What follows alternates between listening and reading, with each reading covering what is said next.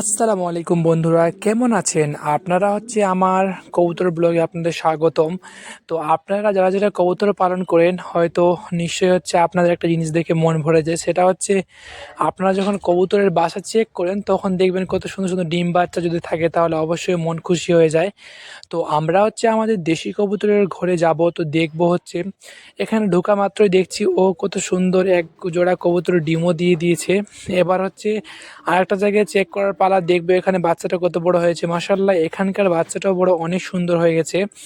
আর একটা কথা বলি, আমার কবুতরের বাচ্চা মরে যাচ্ছিলো, এর একটা কারণ বুঝতে পেরেছি। কেননা এই সময় ঠান্ডা, আর ঠান্ডার জন্য কবুতরের বাচ্চা যেহেতু হাঁড়ির মধ্যে থাকছে, তো ওরা অনেক পটি করে, ওই পটিগুলো থেকে ঠান্ডা লাগতে পারে তাদের।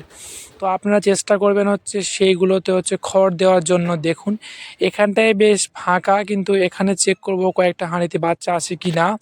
তো দেখব বাচ্চা থাকলে, এই যে মাশাআল্লাহ এখানেও ডিম দিয়েছে। যেহেতু এখন শীতের সময়, তো শীতের সময় হওয়ার জন্য প্রচণ্ড ঠান্ডা এবং অন্ধকারের মতো হয়ে গেছে। এই সময় কবুতরের প্রায় ঠান্ডাও লাগতে পারে। তো আপনারা সবসময় চেষ্টা করবেন এই সময় নিজের কবুতরগুলোকে অনেক সেফটি রাখার জন্য, কেননা ঠান্ডা লাগলে অনেক সমস্যা হতে পারে, যেরকম মানুষের তেরকম পশু পাখিদের। এই যে এখানে একটা কিউট বেবি বেজি, যদিও সে অনেক বড় হয়ে গেছে এবং সুন্দর।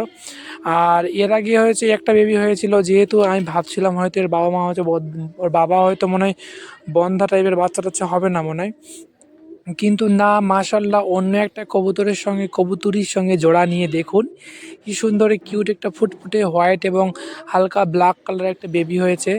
মাশাআল্লাহ, দেখতে অনেক সুন্দর। আর কবুতর পালনে কাকে কাকে ভালো লাগে অবশ্যই বলবেন এবং কমেন্ট করবেন। যদিও আপনারা চান এরকমভাবে কবুতর পালন করতে, এটা আপনারা শখের বশে এবং বাণিজ্যিকভাবে দুটোই করতে পারেন। কিন্তু একটা কথা কি, অল্প কিছু কবুতর দিয়ে শুরু করবেন, দেখবেন অনেক অভিজ্ঞতা হবে। কিছু কবুতর ডিম দিবে না বা বাচ্চা হবে না। আর একটা কথা কি, যে বাচ্চা কবুতর দিয়ে যদি আপনারা শুরু করেন তাহলে মাশাআল্লাহ অনেক সুন্দর একটা রেজাল্ট পাবেন। কেননা যেহেতু আপনার এই ঘরের নর মাদি হবে, সে সুন্দর ডিম বাচ্চা করবে। কিন্তু এই যে এটা আমাদের স্টিফান বাবু, একে আপনারা অবশ্যই চেনেন। আজ দিয়ে প্রায় 3 বছর বা 2 বছরের মতো, 3 বছর সম্ভবত, বা 2 বছরের বয়স হবে। ওটা ওকে দিয়ে আমার কবুতর পালন শুরু। তো বেশ কবুতর পালনে অনেকটা সুন্দর এবং অনেক ভালো ভালো লাগার কাজ করে। এখানে বাচ্চা হয়েছিল, এই বাচ্চাগুলো নিয়ে এটা পরিষ্কার করতে লাগবে। এই যে এখান থেকে একটা কবুতর বের হয়ে গেল উড়িয়ে, সম্ভবত এখানেও ডিম দিয়েছে। মাশাআল্লাহ, এখানেও দুটো ডিম দিয়েছে দেখুন। আর একটা কথা কি, যে আপনারা যদি দেশি কবুতর পালন করেন তাহলে দেশি কবুতর খুব সুন্দর ডিম বাচ্চা করে, মানে খুব সুন্দর জোড়ায় জোড়ায় 12 মাসে 12 বার যদি আপনি বাচ্চাগুলো তুলে নেন বা সরিয়ে নেন, তাহলে 12 মাসে 12 বারই করবে বা বেশি করতে পারে, যদি আপনারা ঠিকঠাক তাদের যত্ন এবং ভালোবাসা দিয়ে তাদের সুন্দর করে যে দেখেন যে কখন কি বাচ্চা খাওয়াচ্ছে কি খাওয়ায় না, বাচ্চা কোন সময় নামাতে হবে। তো এখানে বেশ ঠান্ডার জন্য প্রায় 4-5 দিন ধরে কোনো রোদ নেই, সবাই বসে আছে এই যে। আর ওখানটায় বাইরেটা কয়েকটা হাঁড়ি দিয়েছি। আমি হাঁড়িতে কবুতর পালন করি, এর জন্য অনেক কষ্টকর হয়, বাচ্চা মরে যায়, এটা ওটা হয়। কিন্তু আপনারা চেষ্টা করবেন ইয়েতে।